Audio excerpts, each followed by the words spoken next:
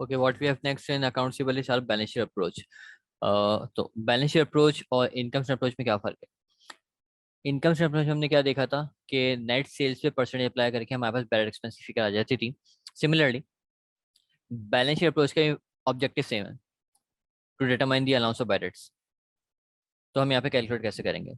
हमने यहाँ पे कैलकुलेट करना है अलाउंस ऑफ बैड डेट। दोबारा से जाके चेक कर लेना, इनकम स्टेटमेंट अप्रोच की वीडियो के अंदर हमने कैलकुलेट किया था डायरेक्ट बैड एक्सपेंस।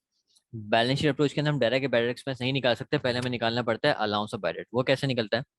सबसे पहले आपके पास होना चाहिए accountable closing balance. Closing accountable पे आप परसेंट अप्लाई करेंगे और परसेंट अप्लाई करने के बाद जो फिगर आएगी वो आ जाएगी closing allowance of bad date की। अब ये तीनों चीज़ें कहाँ से आएंगी? क्लोजिंग अकाउंटेबल आपको क्वेश्चन में भी गिवन हो सकता है और आपको कैलकुलेट भी करना पड़ सकता है। अगर आपने खुद से कैलकुलेट करना है तो आप अकाउंट सिबिल का टी अकाउंट बनाना आप जानते हैं। पहले ही लेक्चर में जाके दोबारा वीडियो चेक कर लें कैसे हमने अकाउंट सिबिल का closing value, closing balance calculate किया था। वो क्लोजिंग बैलेंस आप वहां से ले लें।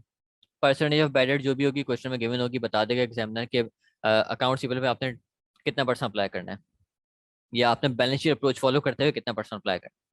तो जब बैलेंस शीट अप्रोच की बात आ रही होगी तो ऑब्वियसली हम अकाउंट सिबिल के क्लोजिंग बैलेंस पे परसेंटेज अप्लाई करेंगे।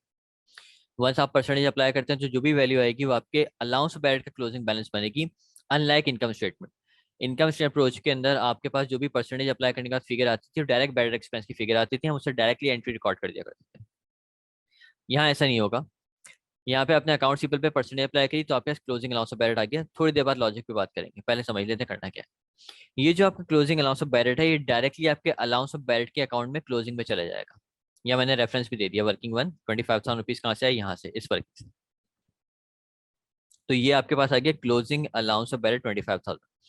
अब आपको क्वेश्चन में opening allowance of ballot given होगा, जैसे फॉर एग्जाम्पल यहाँ पे 12,000 गिवन है। तो मैंने देखा क्लोजिंग अलाउंस ऑफ बैलेट कितने, मैंने 25, जबकि साल के शुरू में अलाउंस ऑफ बैलेट कितना था? 12। तो साल के शुरू में मैं एस्टिमेट ये कर रहा था कि शायद मेरे 12,000 रुपये मुझे नहीं मिलेंगे, और साल के एंड पे आते आते मैं एस्टिमेट ये कर रहा हूँ कि टोटल 25,000 रुपीज का मुझे लॉस हो जाएगा। तो ड्यूरिंग द ईयर मेरा अलाउंस फॉर डाउटफुल डेट कितने से इंक्रीज हुआ? 13,000 से। तो this is my ballot expense. ये 13,000 मैंने कैसे निकाला? बैलेंसिंग फिगर अप्रोच के थ्रू निकाला। मैं देखा डेबिट साइड मेरी कितनी आ रही, 25,000 की, जबकि क्रेडिट साइड मेरी कितनी थी? 12,000 रुपये की।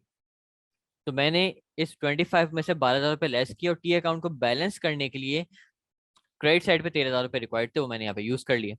तो ये मेरा आ गया बैलेट एक्सपेंस। और अब जब मेरे पास बैलेट एक्सपेंस आ चुका है तो मैं इसकी एंट्री रिकॉर्ड कर दूंगा, बैलेट एक्सपेंस डेबिट और allowance of bad date credit.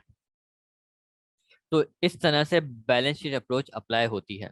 अब सवाल ये आता है जहाँ पे जो मैंने बात की थी कि क्लोजिंग अकाउंट सिंपल पे परसेंटेज अप्लाई की तो मेरे पास closing allowance of bad debt आ गया, ऐसा क्यों हो रहा है? अब मैं अल्फाज याद करूँ इनकम स्टेटमेंट अप्रोच के। इनकम स्टेटमेंट अप्रोच में मैंने कहा था कि क्योंकि एक फिगर हमारे पास जो सेल्स की आ रही है वो इनकम स्टेटमेंट से आ रही है, तो उससे आने वाली जो फिगर है, रिजल्टेंट फिगर है बैलेट एक्सपेंस की, वो भी डायरेक्ट इनकम स्टेटमेंट में जाएगी। इसलिए जब इनकम स्टेटमेंट अप्रोच में मैं नेट सेल्स पे परसेंटेज अप्लाई करता था तो डायरेक्ट बैलेट एक्सपेंस आता था और डायरेक्ट इनकम स्टेटमेंट में एक्सपेंस रिकॉर्ड हो जाता था। बैलेंस शीट अप्रोच में क्या हो रहा है? बैलेंस शीट अप्रोच में मेरे पास क्लोजिंग अकाउंट सिंपल आ रहा है। तो जब क्लोजिंग अकाउंट सिंपल में परसेंटेज अप्लाई कर रहा हूँ तो आने वाली फिगर भी क्लोजिंग ही होगी। और किसी सी क्लोजिंग होगी? अलाउंस ऑफ बैलेट की। और अलाउंस ऑफ बैलेट कहाँ पे जाता है? बैलेंस शीट के अंदर। ये मैंने भी पार्शियल बैलेंस शीट जब बना के दिखाई थी इनकम स्टेटमेंट अप्रोच में तो बताया भी था। तो यहाँ पे भी वही लॉजिक अप्लाई हो रही है।